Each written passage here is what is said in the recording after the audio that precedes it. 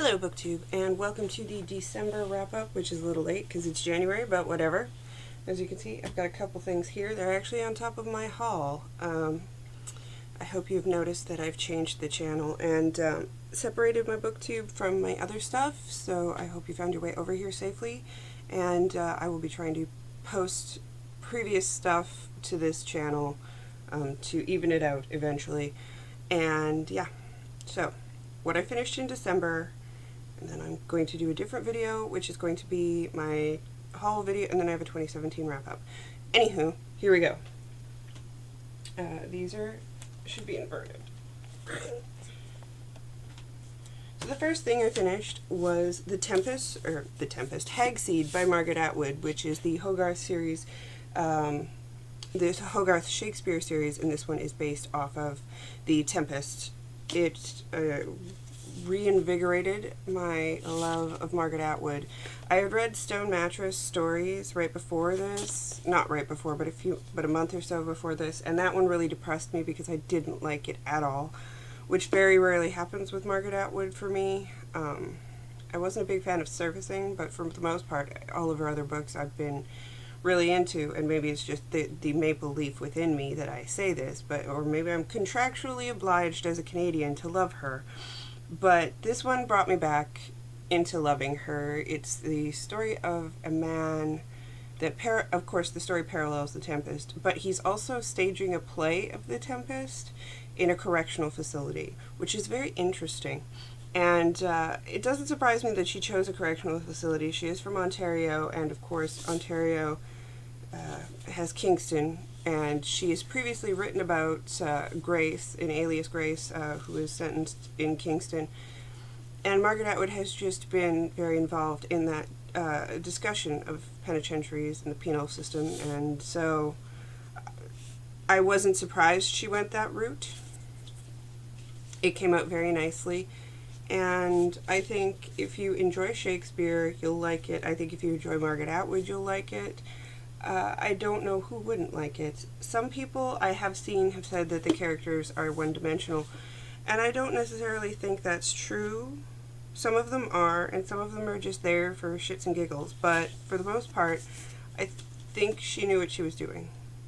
So, totally loved it. That one's going on the shelves. I read Hit So Hard, a memoir by Patty Schemmel, but I'm writing a review of that, so I'm not going to go into that here. I'll post a link if I ever get that done. Life, gallbladders. Okay, then I read All the Light We Cannot See by Anthony Doerr, winner of the Pulitzer Prize. This, of course, is about Marie Laure, who is living with her father it says in Paris, near the Museum of Natural History where he works, but really that's for like 2 seconds of the book. They end up running to his uncle's place for them to hide out with this jewel, and basically it's during World War II. The whole story is told between her and Werner. It's Werner, yeah, Werner Pfenning, who is a German orphan who has been recruited by the SS, and is, of course, a Nazi, not because he wants to be or he believes it, but because he was an orphan and he was recruited. And so we see the story through these two people's eyes. Of course, the fact that our main character, Marie, is blind makes it a very different novel. There's a lot more description of smell and texture and touch and sound than there is of what is visible, and I think that gives you the sense of the character. I think it really adds to it, and just the way she has to count out things when she moves and walks. It's a huge book, but it took me very little time, and I enjoyed it quite a bit. I gave it 4 stars. Now, I have heard this called young adult. Olivia Pope said this is young adult, and I don't know if it is young adult, and if it is, then it's young adult that I actually like. But if it's not young adult, then it's not. But either way, and radios play a part in this, and the shell-shocked uncle, great uncle, and I just really enjoyed it. So there you have it. I'm not sure if it's YA or not. Then I read Yasenda Maxton Graham's Terms and Conditions Life in Girls Boarding Schools 1939 to 1979, which is a slightly foxed edition here. And I also have Mr. Tibbs' School as well. I saw these on Anna BB03AAV, her podcast, and she was talking about how wonderful it was, and I was like, oh, boarding. I am one of those people who, as a child, read a lot of novels about boarding schools and romanticized and wished I could go. And in Saskatchewan, there's no such thing as a boarding school, and sure as shit, I wasn't going to any kind of residential school, being an Aboriginal person. But so this is a non-fiction account where Yasendra traveled around and spoke with tons of women who attended boarding schools, British boarding schools, specifically. And she does it by area and region, and there are some great stories, and then she separates them from the ones who had nuns and the ones who didn't have nuns, and just what it was like, and it's quite entertaining. And some of it is like, whoa, that would never fly today, and some of it is, I think there's a certain amount of romanticization, but I still think it's a good little read, and it was totally worth picking up, and I will probably pick up some more Slightly Foxed, just because I love the way these editions look. They're beautiful, they're little, they've got the gold, and they come with the built-in bookmark kind of deal. So they are a little more pricey, and you do have to order them from the UK, but I will probably pick up a couple more.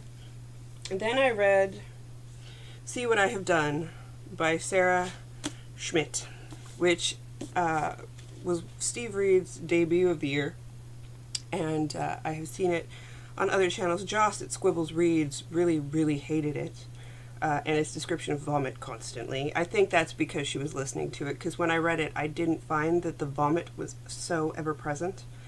Yeah, the rotting mutton that they keep eating and keep making themselves sick with is kind of stupid, but I went into this, and I've read a lot about Lizzie Borden, and I've watched a lot of movies about Lizzie Borden, and I know most of the history, and because I do like murder mysteries, thrillers, serial killer stuff.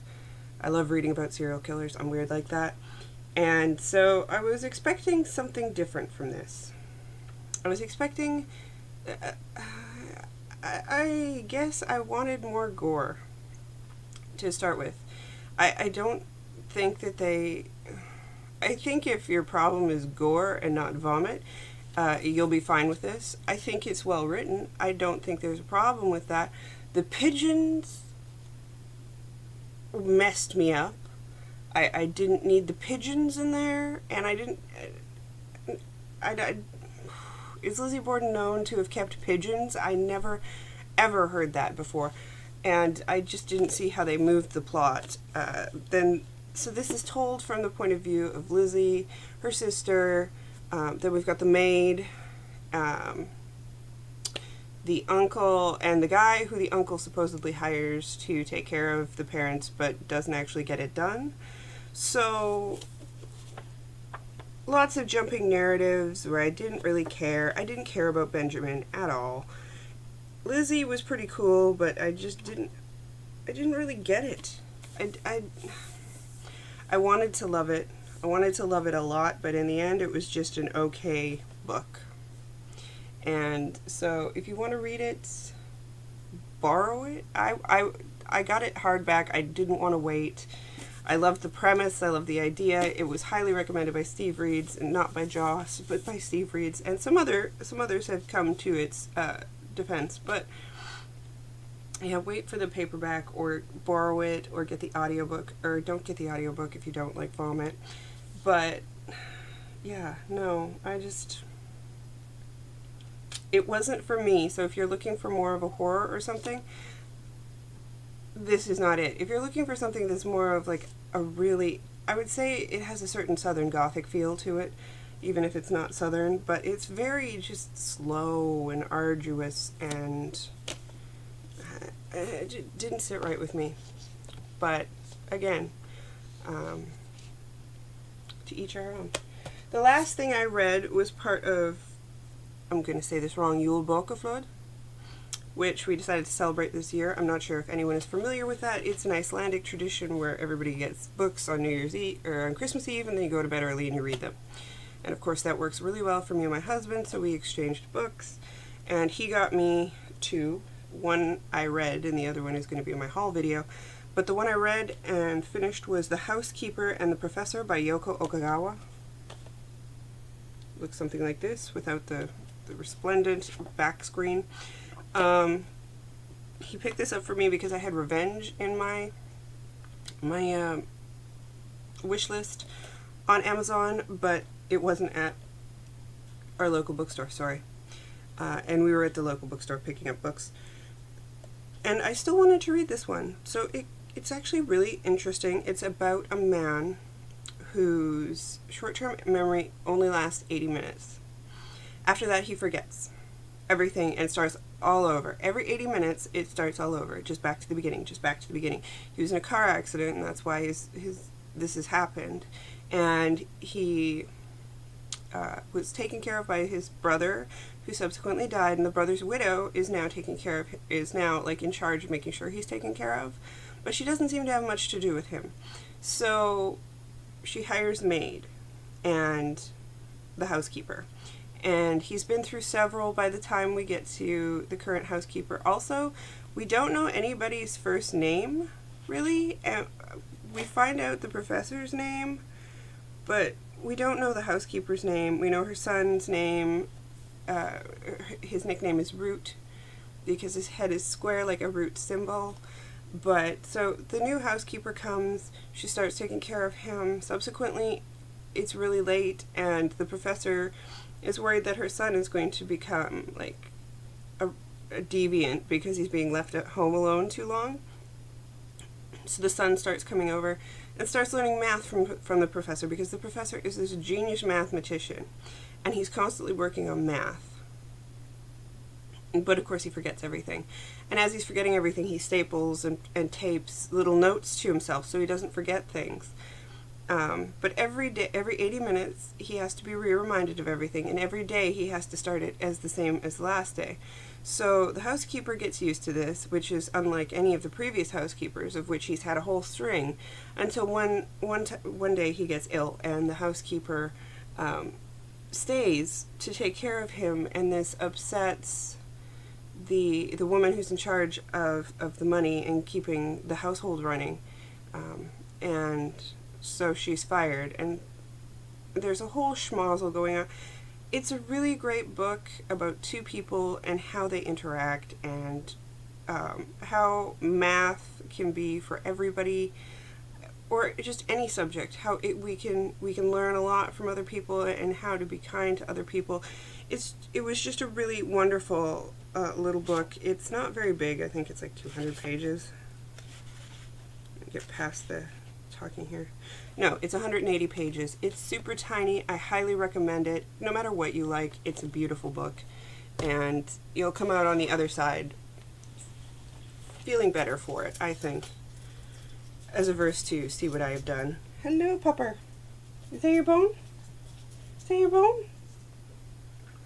Sassy just wanted to show me her bone. So that is everything I've read in December, and I hope everyone had a good Christmas and a good New Year's, and I will see you again next month.